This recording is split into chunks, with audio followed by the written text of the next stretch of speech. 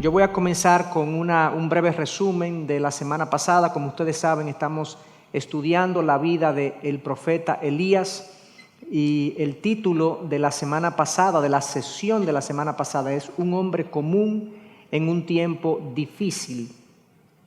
Y eso todo bajo la sombrilla del título Un hombre común con un Dios extraordinario. Decíamos que este es el primer pasaje donde Elías aparece. Elías aparece en Primera de Reyes 17:1 y se extiende por 7 u 8 capítulos de Primera de Reyes y luego los 2 primeros capítulos de Segunda de Reyes.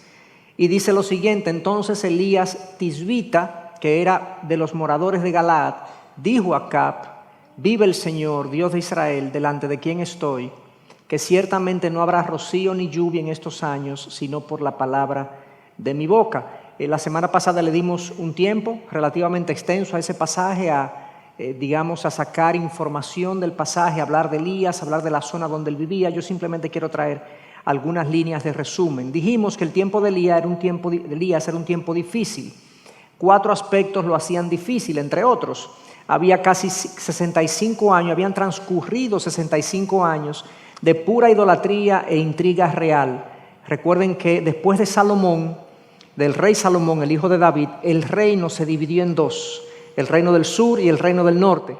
Y Elías le tocaba ministrar en el reino que se denominaba Israel.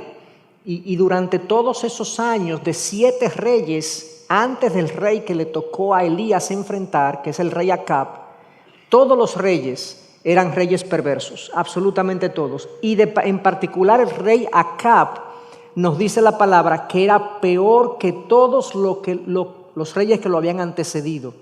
Entonces estamos frente a un individuo que era extremadamente perverso, que había institucionalizado la idolatría, que tenía una esposa pagana que había traído también idolatría con ella y que posiblemente, entienden los historiadores, era quien realmente gobernaba detrás del rey Acab. Eso hizo, como decía, que se institucionalizara el culto a Baal, un rey perverso y corrupto, y una reina pagana. En este caso, entonces, en este contexto, Elías viene y Elías se llama nada más y nada menos que Dios es Jehová, o mi Dios es Jehová. Eso es lo que significa el nombre de Elías. Su nombre mismo era su mensaje. Un mensaje que tanto el rey como la reina, como el pueblo que se había desviado en pos de los dioses que los reyes estaban proponiendo, pues este mensaje era absolutamente necesario para su tiempo. Sacamos algunas lecciones de lo que vimos la semana pasada y en primer lugar, la primera lección que sacamos es que los métodos de Dios sorprenden. Que Dios usara a un solo hombre y que usara a un Elías sorprende. Y de ahí decíamos que realmente las maneras como Dios decide abordar las situaciones de la vida son muy diferentes a como nosotros decidimos abordarlas. Elías era un hombre desconocido, posiblemente de una región muy rural, montañosa, un hombre posiblemente poco educado, pero él decidió movilizar un solo hombre con poca educación y trascendencia a enfrentar a este rey y su idolatría y sus perversiones. Y ahí vemos que los métodos de Dios pues no coinciden en la mayoría de los casos con los nuestros. En segundo lugar, la fidelidad a Dios usualmente es contracorriente al resto. Elías estaba prácticamente solo en esta lucha. Lo vamos a ver más adelante, pero Elías se enfrentó a una corriente de sus días, que era lo que la gente creía, lo que la gente seguía, lo que la gente había decidido, el modo de vida que la gente había decidido adoptar. Pero Elías, siéndole fiel a Dios, pues decidió vivir contra cultura, contra corriente. Y en tercer lugar, y por último, como la última lección de la semana pasada dijimos, Dios busca disponibilidad, no poder. Elías no tenía, humanamente hablando, poder, porque en realidad Dios no necesita a nadie poderoso para él hacer las cosas, porque él en sí mismo es todopoderoso. Entonces, lo que él busca en nosotros es nuestra disponibilidad para ser usados como instrumentos de su poder y que nosotros podamos entonces impactar el mundo en el que nos encontramos o el entorno en el que nos encontramos.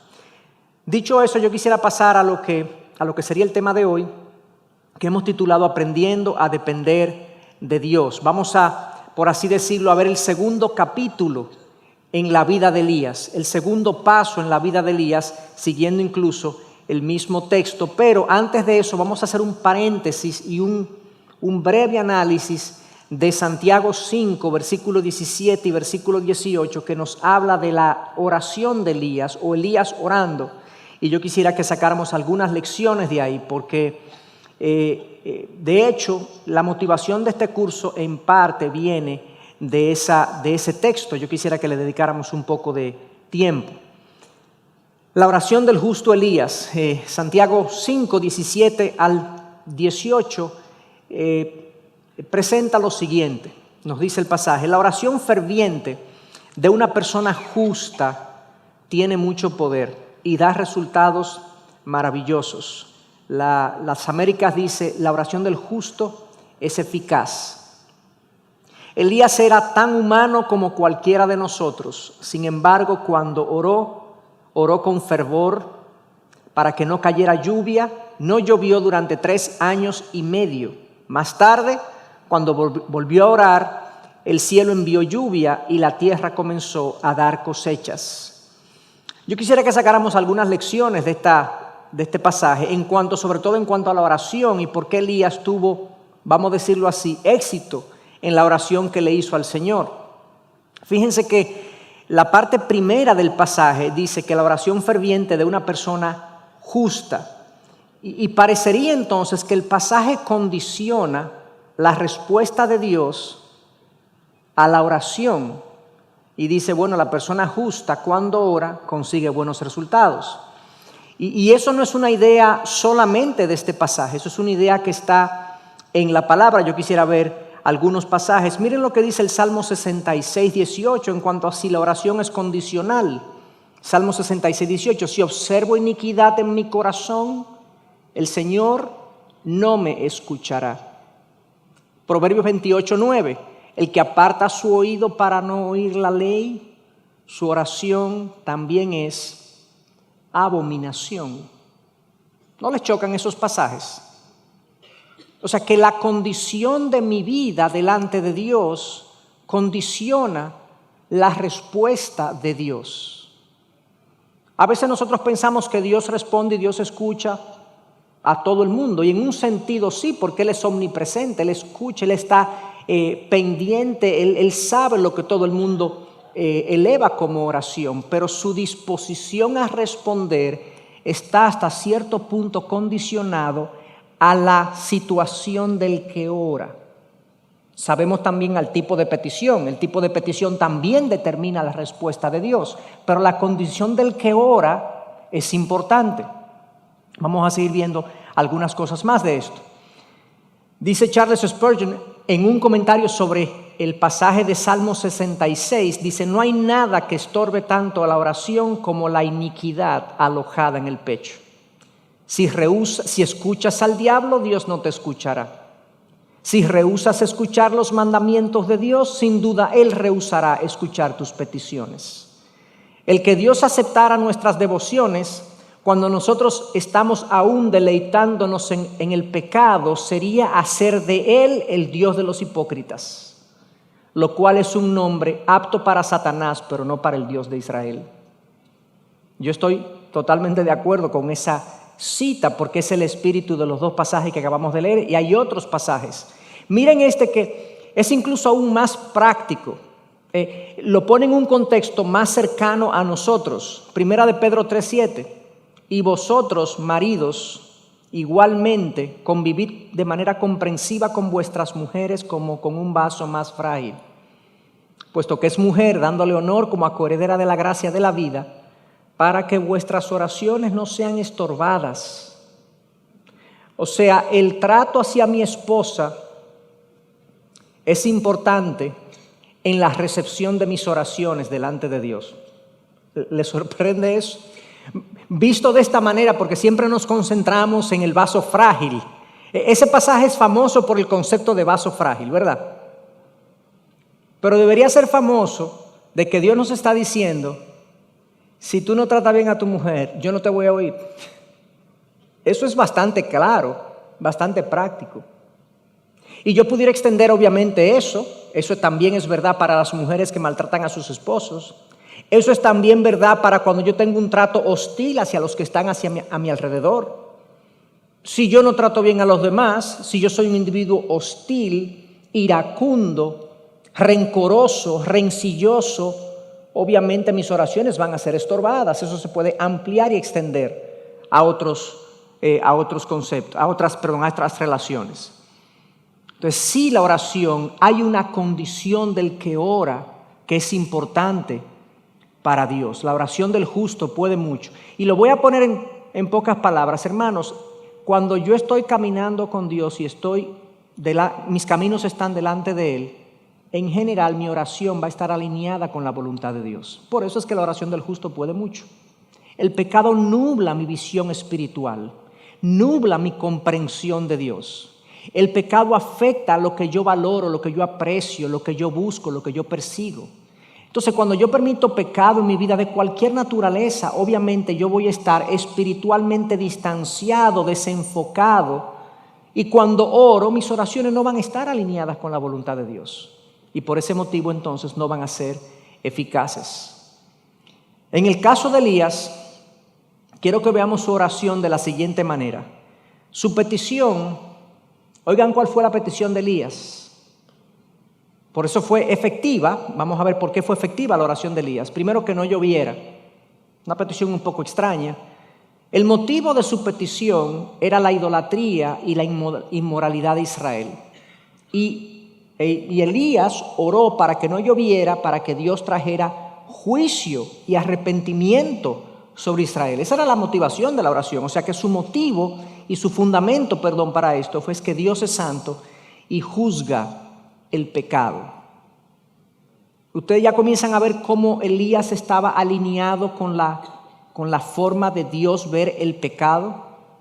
Elías no podía ser indiferente a lo que estaba pasando en su país, a lo que estaba pasando a su alrededor, porque él sabía que Dios no es indiferente. Él sabía que la santidad de Dios había sido violentada y él estaba compungido por eso, y dice que oró fervientemente y no llovió. Recuerden que esa oración no se nos reporta en la Biblia. En Primera de Reyes 17 no se nos dice que Elías oró. Sencillamente dice que le dijo a Acab que no lloverá por mucho tiempo hasta que sea dada palabra por mi boca. No lloverá. Santiago, miles de años más adelante, es que nos dice que Elías oró fervientemente para que eso ocurriera. ¿Y cuál fue el tipo de oración de Elías? Obviamente fue una oración que tenía que ver con la santidad de Dios y del pueblo. Dios le pidió a Dios que juzgara, le pidió a Dios que hiciera valer su justicia, le pidió a Dios que reivindicara su santidad, le pidió a Dios que trajera de alguna manera una forma de despertar el pueblo. De la misma manera nosotros tenemos hasta cierto punto que tener esa misma sensibilidad hacia el pecado en nuestras vidas. En mi familia, en mi círculo de amigos, en el ambiente donde yo estoy, ser sensible a la condición moral del ambiente en el que yo me desenvuelvo y orar para que Dios traiga arrepentimiento, luz, rectificación de los caminos. De su petición que no lloviera, su motiva la idolatría y la inmoralidad, el pecado en general, el fundamento que Dios es santo y juzga el pecado, su forma con fervor. Nos lo dice Santiago. Oró fervientemente, con intensidad. Esto no fue una oración pasajera, esto fue una oración intensa, sabiendo que esto era importante. Alguien decía que la oración o la falta de oración es una falta de fe en nuestros corazones, en nuestras mentes. Y ciertamente la oración, pudiéramos decir, una falta de fe en Dios. Si confiáramos más en Dios, oráramos más. Pero yo diría que la oración es más bien un exceso de fe en nosotros, en que nosotros podemos vivir sin Dios, podemos resolver nuestra vida sin Dios. Y cuando las cosas se ponen como color de hormiga, es que nosotros decimos, no, ya hay que orar. Pero como que todo lo demás lo resolvemos nosotros. Es como en las oficinas, que los problemas mayores son los que se escalan. La realidad es que la Biblia nos dice que oremos por todo. Las cosas grandes, las cosas pequeñas, todas deben ser traídas ante Dios. Y por último, su condición ante Dios, dice la palabra, que era un hombre justo. Entonces Elías tiene un mérito, y es que Elías no oró para sí. La oración de Elías no tenía que ver con él, ¿se dieron cuenta? La oración de Elías tenía que ver con la santidad de Dios, con la gloria del Señor. La santidad de Elías tenía que ver con el pecado del pueblo. Y obviamente eso hace que un hombre justo que piensa en las cosas correctas, cuando ora, pide las cosas correctas. Esto no quiere decir que yo solamente puedo orar por el pecado y por el arrepentimiento. No, yo puedo pedir por otras cosas, pero sabiendo que mis peticiones están sujetas a la soberanía absoluta de Dios en todos los aspectos. Entonces sí hay mérito en Elías, primero porque si Dios respondía, Elías sufriría. Yo me pregunté en la medida que estudiaba este material, ¿cuántas oraciones yo he hecho en mi vida que si Dios responde me va mal? A mí. ¿Cuántas oraciones tú has hecho en tu vida que si Dios responde, te va mal? Humanamente hablando. Pocas, porque usualmente nosotros estamos más enfocados en nuestros placeres, en nuestras comodidades, en que Dios nos resuelva los problemas, las situaciones difíciles. Nosotros no estamos tanto enfocados en qué está haciendo Dios, cuáles son los propósitos de Dios, cuál es el carácter de Dios que tiene que ser ahora pedido ahora, demandado en esta ocasión. No, usualmente nosotros estamos más enfocados en nosotros. Y por eso que Santiago dice, ustedes oran y no reciben porque piden mal. Piden para sus placeres. Eso no le pasó a él. Él antepuso la santidad de Dios a su bienestar. A pesar de ser tan humano como nosotros, oró de una manera divina. A pesar de ser un hombre humano como nosotros, él oró de una manera que Cristo hubiese orado así. Elías definitivamente pidió bien y lo hizo con intensidad. Algo de lo que el pastor estaba diciendo cuando llegué acerca de la oración es que nosotros oramos oraciones de nuestro tamaño, pero no del tamaño de Dios. Y entonces nuestras oraciones son sin intensidad, sin fervor. Realmente no se requiere una gran cosa para que ocurran. Pedimos oraciones adaptadas más a nuestro tamaño que al tamaño de Dios. Y eso hace nuestra vida de oración apática, pálida, poco intensa, ocasional, accidental, diría yo. Pero si nosotros comenzáramos a ver realmente que lo que nosotros necesitamos en nuestras vidas, en nuestras propias vidas, para vivir de una manera que a Dios le complazca, es verdaderos milagros diarios. Que Dios me ayude a morir a mí mismo diariamente para vivir en su voluntad. Que Dios convierta a mi familia. Ustedes saben lo que tiene que ocurrir para que Dios convierta un alma. Que Dios me dé valentía y denuedo para ser un testigo fiel donde quiera que yo voy. Que Dios provea estábamos orando por los misioneros, pero que Dios provea también para que de alguna manera me provea a mí, pero que yo pueda contribuir también con la obra de Dios. O sea, que nuestras oraciones crezcan en tamaño, en intensidad y en fervor. Yo diría que en ese sentido Elías tenía ese mérito. La oración de Elías, hermanos, emanó de su comunión con Dios. El título atribuido de justo en Santiago 5:16 y el tipo de petición hecha por Elías es una clara indicación que este era un hombre de íntima comunión con Dios. Nadie ora en esos términos si su corazón no está alineado con el Altísimo. Elías oró para él sufrir, pero para que la gloria de Dios se reivindicara en la tierra. ¿Cuál fue el próximo paso de Elías entonces? Todo eso fue como un paréntesis, porque nos dice Primera de Reyes 17:1 que Elías se presentó frente al rey Acab y le dijo que iba a haber una sequía, y Santiago dice que él oró por eso, y por eso yo quería hacer ese paréntesis. Pero el próximo paso de Elías en el relato de su vida, lo quiero leer aquí, está en del 1 al 7, en Primera de Reyes 17, dice Elías Tisbita dijo a Acab: no habrá rocío ni lluvia en estos años, sino por la palabra de mi boca. Eso ya lo vimos. Y vino a Elías la palabra del Señor diciendo, sal de aquí, dirígete hacia el oriente y escóndete junto al arroyo Querit, que está al oriente del Jordán.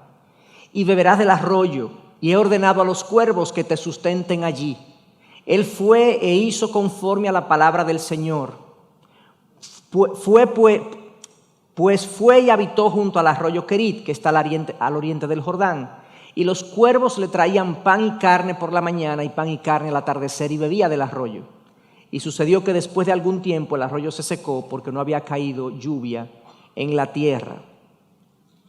Algunas observaciones antes de hacer algunas preguntas a ese pasaje, que hay muchas cosas ahí que nos hablan de la situación que Elías tuvo que vivir y de cómo Dios estaba trabajando en su vida. Pero algunas observaciones. En primer lugar, vino a Elías la palabra del Señor. ¿Se fijaron en esa expresión?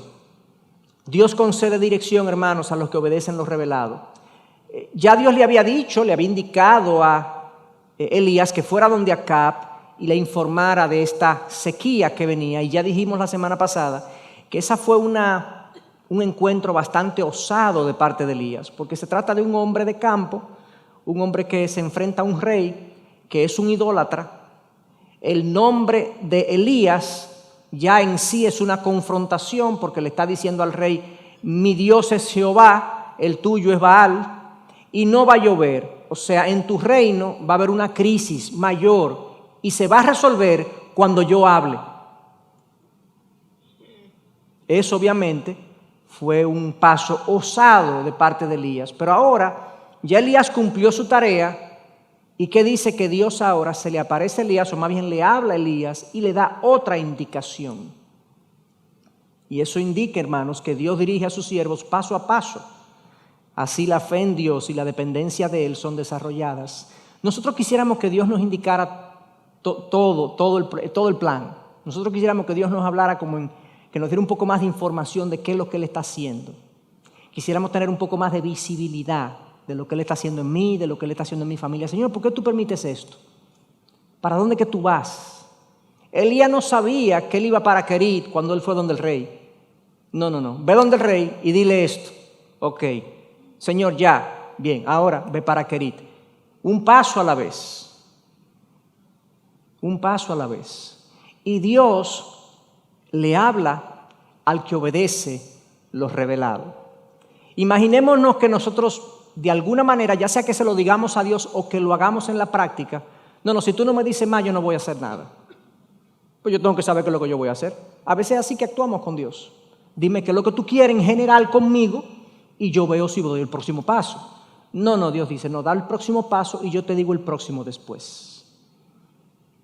La forma como eso funciona en el alma es que caminamos por fe y no por vista.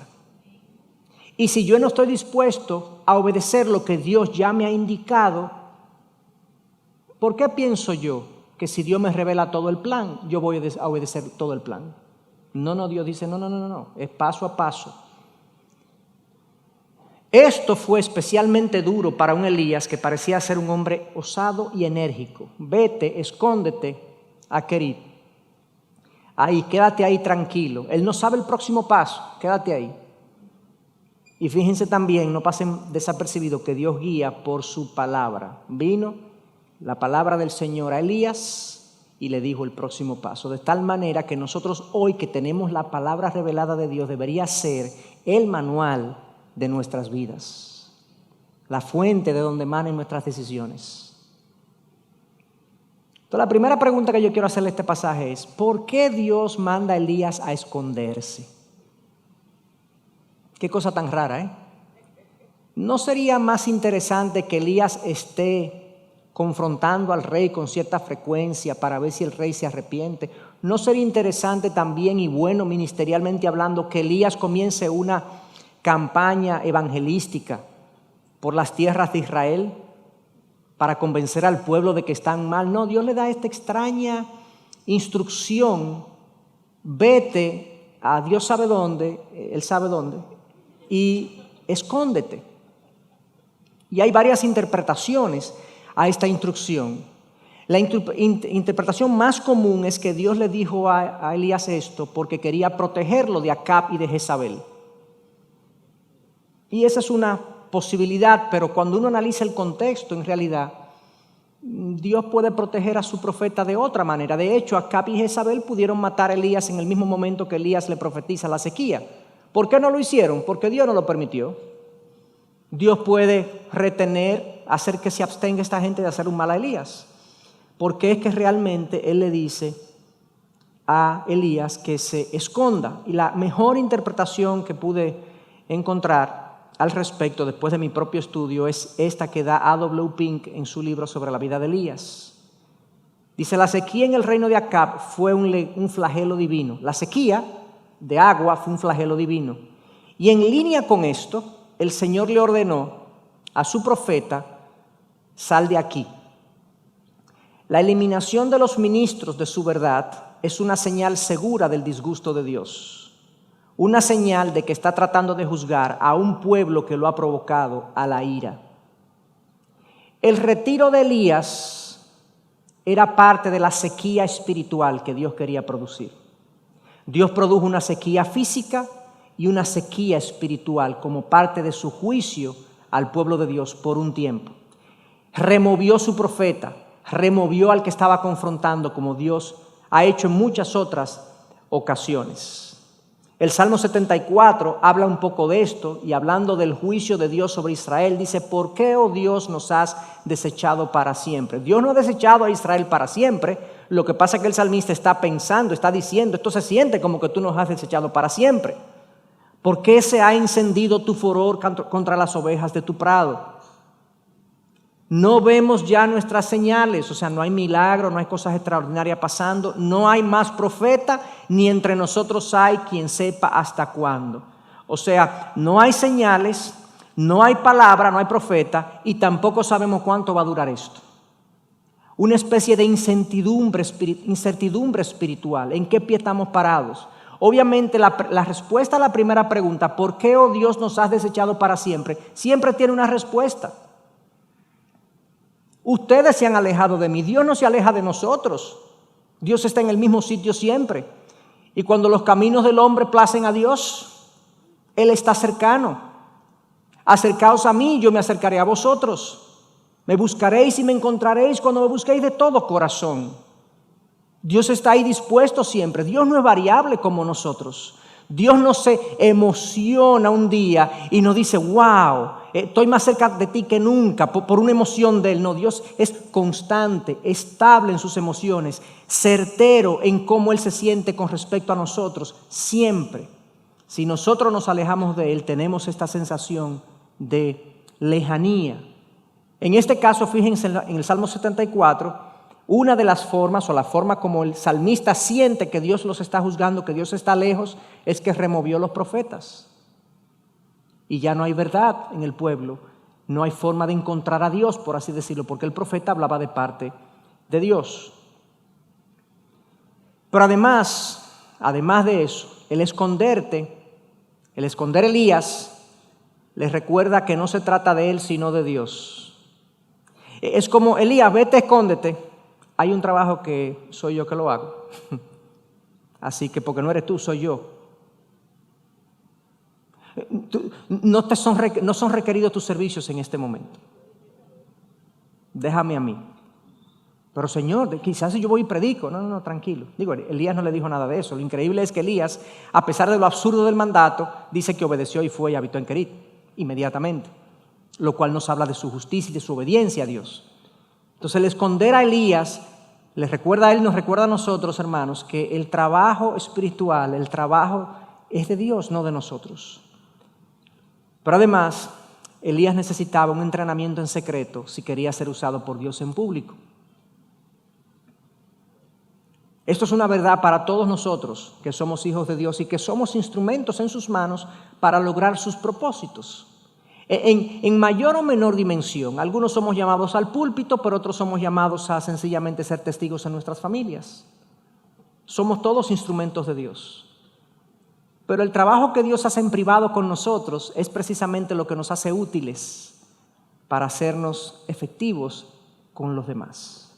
Y en el caso de Elías, lo escondió porque había un trabajo que había que hacer en él. Hermano, nosotros no somos confiables.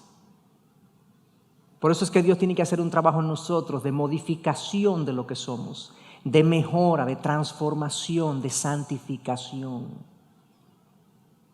Ciertamente, porque Cristo nos ha salvado, ya nosotros somos materia prima útil, pero estamos muy en bruto. Necesitamos muchos cambios, muchas modificaciones para poder ser útiles a Dios. Una vez más, Pink, hablando de este punto, dice: ¡ay, qué poco se puede confiar en el hombre! ¡Qué poco puede soportar ser puesto en un lugar de honor!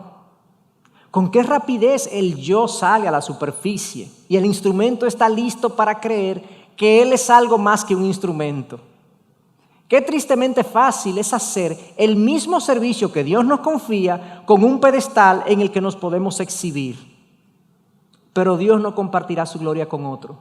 Y por lo tanto, Él esconde a aquellos que pueden ser tentados a tomar algo de eso para sí mismos.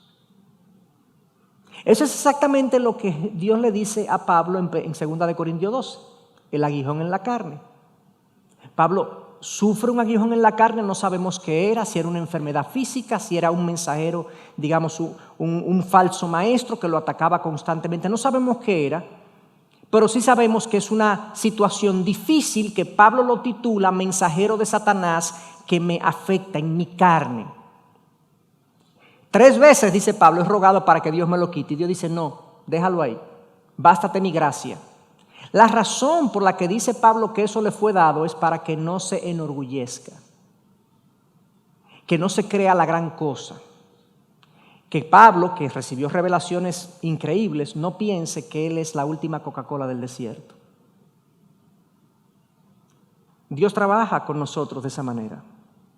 Y muchas veces, aunque nosotros no seamos ministros como pastores o profetas o lo que sean esta gente, tenemos áreas de orgullo en nuestra vida que nos inutiliza para el servicio de Dios en los ámbitos donde Él nos quiere usar. Y Dios tiene que humillarnos para hacernos útiles. Y esa fue la razón por la que Él escondió a Elías. Lo escondió porque obviamente había un trabajo que hacer en Elías, un trabajo de humillación, un trabajo de sujeción de Elías, pero había también un trabajo de juicio sobre el pueblo que hacer. Y hay algo importante aquí, una observación sutil. La obra de Dios, hermanos, es más grande que la obra que Él está haciendo en nosotros. Nosotros pensamos que todo se trata de nosotros. Aquí está Elías en el medio entre Dios y el pueblo. Viene una sequía y producto de la sequía, Elías, que es un hombre justo, sufre la sequía. No tiene que ver con él el juicio, pero él, siendo un hombre justo, está en un arroyo viviendo solo. ¿No les parece un poco injusto? No es injusto si lo vemos desde arriba. Ciertamente todo este mundo caído nos va a afectar, pero fíjense, la obra de Dios a veces nos incluye a nosotros y incluye a otros también. Ese fue el caso de Elías. Segunda pregunta que le quiero hacer al texto: ¿por qué al este del Jordán? Bueno, miren, el Jordán es un ambiente muy especial. Yo puse ahí simplemente algunas razones por las que el Jordán era un ambiente especial para los judíos. En primer lugar, fue el escenario donde Dios se le reveló a Josué de una manera muy fuerte. Dios le prometió a Josué que estaría con él como estuvo con Moisés. De la misma manera que estuve con Moisés, estaré también contigo. Así que sé fuerte y valiente, nada más no te apartes ni a la derecha ni a la izquierda. Ustedes saben que Elías no conocía todo eso. Elías ahí habitando a la orilla del Jordán, recordando todas esas promesas. Este es el río donde Dios prometió la expulsión de los enemigos delante de nosotros. Ese es el río donde el Jordán fue, literalmente el Jordán fue abierto, igual que el mar, cuando pasó con los egipcios, donde Dios también, cuando la planta de los sacerdotes pisaron las aguas, ellos también fueron pasados en seco al otro lado del Jordán. El Jordán era lo que dividía la tierra de Canaán de la tierra de Egipto. Ese río era la división y es precisamente un río muy significativo. Ahí en la soledad, en la oscuridad, por así decirlo, pública, Elías pudo reflexionar y meditar en el Dios fiel que lo había llevado a este arroyo al este del Jordán. Y obviamente habían cosas que se estaban produciendo en el interior de Elías que nosotros no sabemos con precisión. La otra pregunta es, ¿por qué Querit y por qué cuervos? Bueno, parecería que la obediencia en lo absurdo es la prueba definitiva de rendición a Dios. Un arroyo y no un río para que la confianza esté en el lugar que corresponde, en Dios. Y los cuervos como mensajeros de carne. Qué interesante que Dios hizo que los cuervos le llevaran carne a Elías. Querit y los cuervos eran absurdos, pero era el plan de Dios, Ahí la fe de Elías florecería. Yo quisiera como deshilachar alguna de estas declaraciones. Esto parece absurdo. Dios a su profeta lo manda a estar a la orilla de un arroyo, no del río exactamente, sino del arroyo que proviene posiblemente del río Jordán o de una de sus fuentes. Los que saben un poquito de hidrología saben que el arroyo se titula o se denomina arroyo porque es una fuente de agua mucho más inestable que lo que es un río. Elías no sabía si al otro día iba a haber agua, si al otro día iba a haber agua, si al otro día iba a haber agua. Él tenía que depender día a día de la provisión de Dios, de que el agua llegara justamente a donde él quería que llegara. Pero los cuervos también me llaman mucho la atención porque los cuervos en la cultura judía eran animales impuros según la ley religiosa judía. Y Dios escoge estos animales impuros religiosamente hablando, que se consideraban traicioneros y que son animales de presa, o sea, los cuervos comen carne. Entonces los cuervos son los que te van a llevar la carne. O sea, Elías se levantaba todos los días. ¿Llegará la carne hoy? Pero como yo lo veo, están en los globos de Dios. Estos cuervos eran la idea de los globos, yo creo que de ahí que la sacaron. Llévenle la carne a Elías. Nadie sabe si un globo va a llegar, porque como andan en la calle quizá no llega ninguno, pero en este caso los cuervos eran animales religiosamente impuros, naturalmente poco confiables, por el hecho de que eran comedores de carne, y es precisamente a través de eso que Dios alimenta a Elías. ¿Ustedes no creen que eso tiene un diseño, una razón de ser para hacer a Elías más dependiente de Dios? ¿No está claro eso? ¿No está claro que Dios está específicamente desarrollando el músculo de la fe de Elías? Es mucho de lo que vemos en los evangelios, en los tratos de Jesús con sus discípulos. En varias ocasiones le pregunté, ¿dónde está la fe de ustedes? Cuando va y resucita a Lázaro, Jesús ora y le pide al Padre que lo escuche. Yo sé que tú me oyes, pero yo lo digo por causa de estos, para que vean que tú me has enviado. O sea, Jesús estaba también edificando la fe, desarrollando la fe, y Dios está en nosotros también desarrollando día a día la fe. El problema de nosotros es una lucha constante entre confío en Dios o confío en mí. Y Dios quiere que cada día nosotros confiemos más en Él y menos en nosotros. Y eso era lo que Dios estaba haciendo en la vida de Elías. Recuerden, los que conocen la historia completa de Elías, sabemos que Elías tiene pruebas muy grandes por delante, obras muy grandes por delante. Si su fe no es fortalecida, ahora las obras que Elías tiene que hacer no van a poder ser hechas. Y de la misma manera nosotros también, hermanos, hay cosas que Dios tiene por delante, que de no fortalecer Dios la fe de nosotros, no podríamos hacerlas. No podríamos sobrepasar esa situación. No podríamos glorificarle de la manera que Él quiere ser glorificado. Y el desarrollo de la fe requiere dolor, escasez, aflicción. Requiere, confío, Señor. No sé si el arroyo va a llegar. No sé si el cuervo va a llegar. Confío en ti. Yo creo que Elías tenía una lucha diaria con él mismo. ¿Será que este cuervo va a llegar? ¿Será que este arroyo va a estar? ¿Será que voy a estar aquí qué tiempo? Elías no sabía nada de eso. La historia, en sentido general, nos dice que Elías pasó ahí por lo menos 1 año y medio, aproximadamente, en el arroyo, junto al arroyo Querit. Pero Dios no nos puede dar las cosas a menos que no desarrolle nuestra confianza y nuestra fe. A veces sentimos que se nos trata con dureza porque Dios nos da un arroyo en lugar de un río. Pero esto es porque conocemos muy poco de nuestros corazones. Dios ama a los suyos demasiado como para poner peligrosos cuchillos en manos de niños.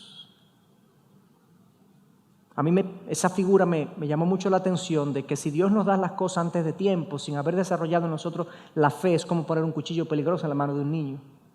Nos vamos a hacer daño, le vamos a hacer daño a su obra, no vamos a ser los testigos que necesitamos ser. Entonces, dicho eso, en este escenario, pensémoslo de la manera siguiente, hagámonos la siguiente pregunta. En este escenario, ¿no habla lo absurdo de Querit y de los cuervos más fuerte de la gloria y la soberanía de Dios que haber hecho a Elías rico y poderoso? O sea, Dios pudo haber decidido un tránsito, un trayecto totalmente diferente para Elías. Una vida fácil, poderosa, rico, capaz de vencer a Acab, pero su interior no hubiese podido ser trabajado. Su fe no hubiese podido ser desarrollada.